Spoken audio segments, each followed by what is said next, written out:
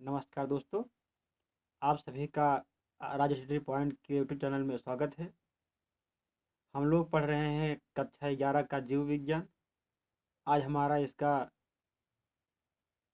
अध्याय 1 का जो तीसरा पार्ट है, जिसमें हम लोग हमारा एक अध्याय पूरा हो चुका है।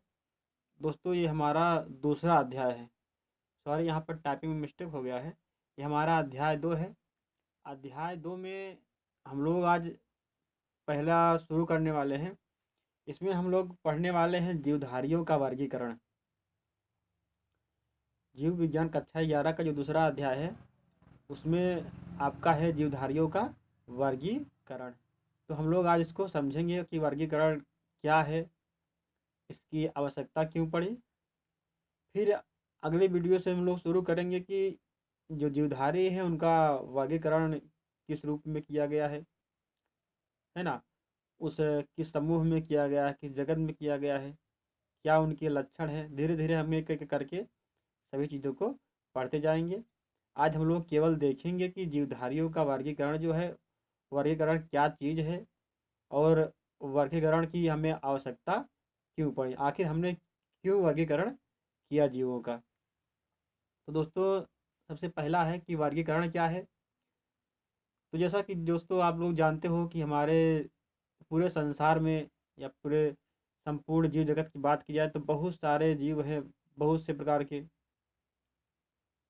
बहुतों का हमने ज्ञान प्राप्त कर लिया है, उनके बारे में जानते हैं। बहुत सारे ऐसे भी हैं जिनका हम लोग अभी तक पता भी नहीं लगा पाए हैं। हर वक्त किसी ना किसी नए जीव की खोज भी होती है। कुछ ऐसे भी होते हैं जो विलुप्त प्राय होते हैं, यानी वो जीव कभी थे, आज या तो वे खत्म हो चुके हैं या फिर खत्म होने के कगार पे हैं, है ना। तो संपूर्ण जीव जगत का जो सुचारू रूप से अध्ययन करने के लिए, है ना, यानी दुनिया में जितने भी जीव हैं उनका हम सरलतम रूप से अध्ययन करने के लिए जीवों की सभी जातियों को उनके समान तथा विषम लक्षण के आधार पर अलग अलग समूहों या वर्गों में रखना ही क्या कहलाता है, वर्गीकरण कहलाता है। यानी एक प्रकार के जीव, उसकी जाति के जितने भी जीव हैं, उनका और उनके समान लक्षण रखने वाले सभी को एक समूह या एक अलग अलग वर्ग में रखना ही क्या कहलाता है, वर्गीकरण कहलाता है ना। यानी पक्षी हैं तो पक्षियों में भी कई प्रकार के पक्षी होते हैं, है ना। आपने देखा होगा, कौवा है, कबूतर है, बहुत सारे चिड़िया होती हैं। तो इन सभी को किया जाता है कि उनकी जातियों के आधार पर उनको अलग अलग वर्गों में रखा जाता है। पशुओं को, पादपों को, मनुष्यों को, है ना, सभी को अपने उनकी जाति के, उनके लक्षण के आधार पर उनको अलग अलग समूहों में रखा गया है। यही सबको अलग करने की जो सूची है, उसी को हम लोग क्या कहते हैं, वर्गीकरण कहते हैं। तो दोस्तों, आखिर हमें वर्गीकरण की आवश्यकता क्यों पड़ी, हमने क्यों वर्गीकरण किया, तो उसके कुछ विशेष कारण भी हैं। वो कौन कौन से कारण हैं, उनका हम यहाँ पे अध्ययन करने वाले हैं।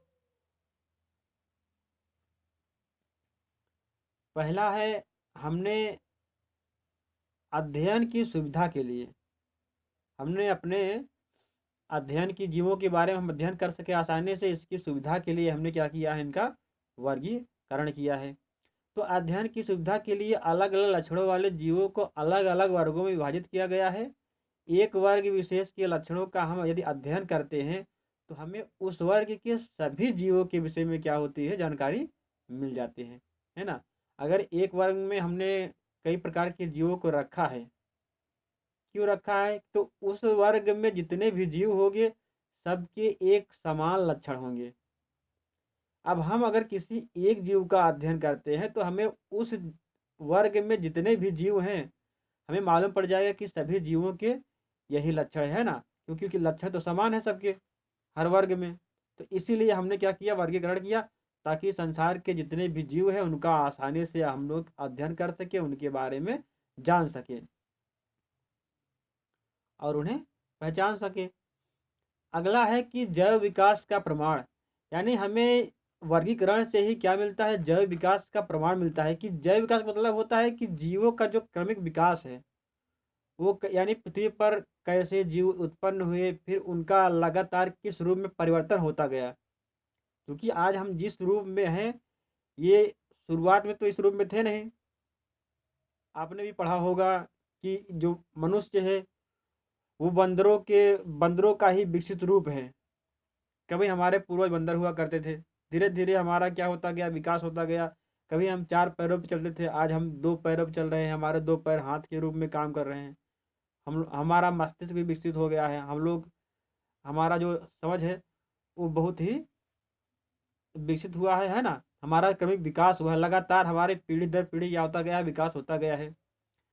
तो जीवों का वर्गीकरण जैव विकास का प्रमुख प्रमाण है ना। यदि जन यदि जीव जगत का वर्गीकरण को, यानी जो जीवों के जगत का जो वर्गीकरण किया गया है, यानी जो उनका वर्गीकरण किया गया है अलग अलग भागों में, अलग अलग वर्गों के, यदि उसको एक साथ प्रदर्शित कर दिया जाए, यानी शुरुआत में जीव जब उत्पन्न हुए तब से लेकर के जब तब लक्षण थे उनमें जीवों में, और आज जीवों का जो विकास हो करके कई अनेक प्रकार के जीव हो गए हैं और वो विकसित होकर अलग रूप में हो गए हैं। अगर सभी की सूची को एक साथ रख दिया जाए तो हम आसानी से देख सकते हैं कि जो शुरुआत के जीव थे उनकी जो शारीरिक संरचना थी वो एकदम सरल थी। लेकिन धीरे धीरे जैसे जैसे समय बीतता गया, जैसे जैसे समय बीतता गया, वैसे वैसे जीवों में क्या आती गई, जटिलता आती गई। यानी उनका शरीर बदलता गया, है ना। उनका विकास भी होता गया और अलग रूप में वो दिखने लगे। तो हम इस जैव विकास की जो जीवों के वर्गीकरण की जो सूची है, अगर हम सबको एक साथ रख दें तो हमें बहुत आसानी से और स्पष्ट रूप से दिखाई देगा कि पहले जीवों की जो संरचना थी वो कितनी सरल थी और धीरे धीरे कैसे उनमें जटिलता आती गई। तो इसलिए भी हम लोग क्या करते हैं, वर्गीकरण करते हैं। अगला है, अगला कारण जो है वर्गीकरण का, वो है नए जीवों की खोज। दोस्तों, नए जीवों की खोज लगातार वैज्ञानिक जो है अपने प्रयास में लगे रहते हैं कि किस प्रकार से हम नए जीवों का क्या करें, खोज कर दें। तो जीव जगत जो आधार पर किए गए वर्गीकरण से कहीं कहीं पर अज्ञात जीवों की कमी दिखाई पड़ती है। वैज्ञानिक जब जीवों का जो अध्ययन करते हैं तो पहले के जीवों का अध्ययन शुरू करते हैं और अब के, तो उनमें जो लगातार बदलाव होते गए हैं उस आधार पर वो देखते हैं। तो कभी कभी उनको ऐसा लगता है कि बीच में अगर पहले जीव ऐसे था, अगर इसमें कोई परिवर्तन आया, क्योंकि लगातार परिवर्तन आ रहा है, तो एक समय आया होगा जब इस रूप में होगा, ऐसा वो लोग सोचते हैं। तो उन्हें जब उस प्रकार का जीव नहीं मिलता है तो वो उसकी खोज का प्रयास करते हैं कि अगर ऐसा हुआ है तो बीच में ऐसा कभी जीव आया होगा। मान लो आज हमारे पास संख्याएं हैं 1 से लेकर 100 तक है। अगर हम जानते हैं कि 1 के बाद 2 आता है, 2 के बाद 3 आता है ना, लगातार इसी प्रकार संख्या आती है। अगर मान लो बीच से कोई अगर 10 को हटा लिया जाए, तो जब हम 9 तक जाएंगे और 9 के बाद हमें सीधा 11 मिलेगा तो हम क्या सोचेंगे कि भाई 9 के बाद 10 आना चाहिए था, लेकिन यहाँ ये 11 आ गया, तो आखिर बीच का जो 10 है वो कहाँ गायब हो गया। तो हम उसके खोज की प्रयास करेंगे।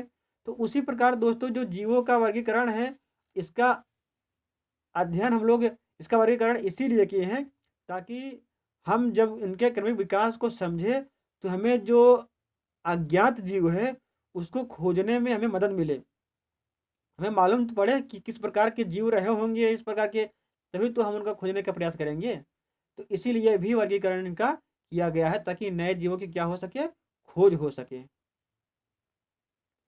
और दोस्तों जो अगला कारण है वो है संग्रहालयों में जीवों का रख रखाव। दोस्तों आपने पढ़ा होगा कि रेड डाटा सूची, एक जो हमारा आयोग है वो जारी करता है, एक संस्था है हमारे भारत की। वो देखती है कि जो जीव हैं, क्योंकि अगर हमें पर्यावरण को और स्वयं को सुरक्षित रखना है तो जीवों को और पादपों को भी सुरक्षित रखना होगा। क्योंकि हम सभी एक दूसरे पर निर्भर हैं और प्रकृति का जो संतुलन है वो सभी पर निर्भर है ना। अगर कोई एक भी, चाहे पौधा हो या जंतु हो, है ना, जंतुओं का मतलब है कि या पौधा हो या फिर जो जानवर हैं, है ना, अगर वो या पक्षी हैं या हम मनुष्य हैं, सभी में से अगर कोई एक भी अगर विलुप्त हो जाएगा, अगर इस संसार में ना रहे, तो अन्य का जीवन खतरे में आ जाएगा और शायद असंभव सा ही हो जाएगा। दोस्तों, हमारा और पादपों के बीच ऐसा घनिष्ठ संबंध है कि हम एक दूसरे के बिना रह ही नहीं सकते, जीवित रह ही नहीं सकते। हम मनुष्य हैं, कार्बन डाइऑक्साइड को हम लोग छोड़ते हैं और ऑक्सीजन को अपने श्वसन के लिए उपयोग करते हैं। लेकिन जो कार्बन डाइऑक्साइड हम लोग छोड़ते हैं, वही कार्बन डाइऑक्साइड जो पौधे होते हैं वो अपने श्वसन के लिए उपयोग करते हैं और श्वसन के बाद वे ऑक्सीजन को छोड़ते हैं। अगर मान लो मनुष्य ही ना रहे या फिर अन्य जंतु ना रहे, तो क्या पौधों को कार्बन डाइऑक्साइड मिल पाएगा? नहीं मिल पाएगा। और पौधे ना रहे तो क्या अन्य जंतुओं को जो है वो ऑक्सीजन मिल पाएगा? नहीं मिल पाएगा, संभव ही नहीं है ना? तो इसीलिए इन सब का संरक्षण भी ज़रूरी होता है। तो इसीलिए इसका वर्गीकरण भी किया गया है जीवों का, कि ताकि हमें मालूम पड़ सके, है ना? सभी जीव को अगर हम अलग-अलग सूची में रखेंगे, तो हम जब उनका अध्ययन करेंगे, अगर कोई भी जीव अगर उसमें से खत्म होने की कगार पे आता है, तो हम मालूम पड़ेंगे किसकी संख्या कितनी थी, अब कितनी हो गई है। तो हम उसके लिए अपने सुरक्षा उपाय करेंगे, है ना? उनका संरक्षण करेंगे। तो इसीलिए कह रहा है कि वर्गीकरण से पता चलता है कि कौन से जीव दुर्लभ जीव की श्रेणी में आते हैं, जिनसे क्या हो सके, उनका रख-रखाव हो सके, है ना? तो इस प्रकार इस कारण से भी हम जीवों का क्या करते हैं, वर्गीकरण किए हैं, ताकि उनका हम लोग रख-रखाव भी कर सकें और उनका अध्ययन भी कर सकें, उनकी खोज कर सकें, है ना? हमें जैव विकास का प्रमाण मिल सके कि किस प्रकार से जीवों का विकास हुआ और साथ ही साथ हमारे अध्ययन में भी सुविधा हो, है ना? जब हम जीवों का अध्ययन करें, तो उसमें भी हमें आसानी हो। तो ये रहा आपका जीवधारियों का वर्गीकरण और उनके वर्गीकरण की आवश्यकता क्यों पड़ी, उसके कारण। अब हम अगले वीडियो में पढ़ेंगे कि आखिर वर्गीकरण कैसे किया गया, क्या उनमें पद्धतियाँ अपनाई गई, है ना? इन सब के बारे में डिटेल से अध्ययन करेंगे। तो दोस्तों, आप सभी को गुड नाइट। क्योंकि हमें वीडियो आज लगभग 11 बज रहे हैं, रात में रिकॉर्ड कर रहा हूँ। तो आप लोग हमारे वीडियो को अगर देख रहे हैं, यदि आपको पसंद आ रहा है, तो हमारे वीडियो को लाइक कीजिए, ताकि हमारा भी मनोबल बढ़ सके और मैं ऐसे ही आप सभी को वीडियो देता रहूं। कक्षा 11 का भी जीव विज्ञान, कक्षा 12 का भी जीव विज्ञान, और साथ ही साथ अगर समय मिलता है तो हम लोग मैथ भी पढ़ेंगे और रीजनिंग भी पढ़ेंगे। और दोस्तों, हमारे वीडियो को शेयर कीजिएगा अपने दोस्तों के साथ, जिससे उनको भी इसका लाभ मिल सके, है ना? और हमें भी लगे कि हाँ, हम मेहनत कर रहे हैं तो बच्चों को इसका फ़ायदा हो रहा है। तो आप सभी को तब तक के लिए गुड नाइट।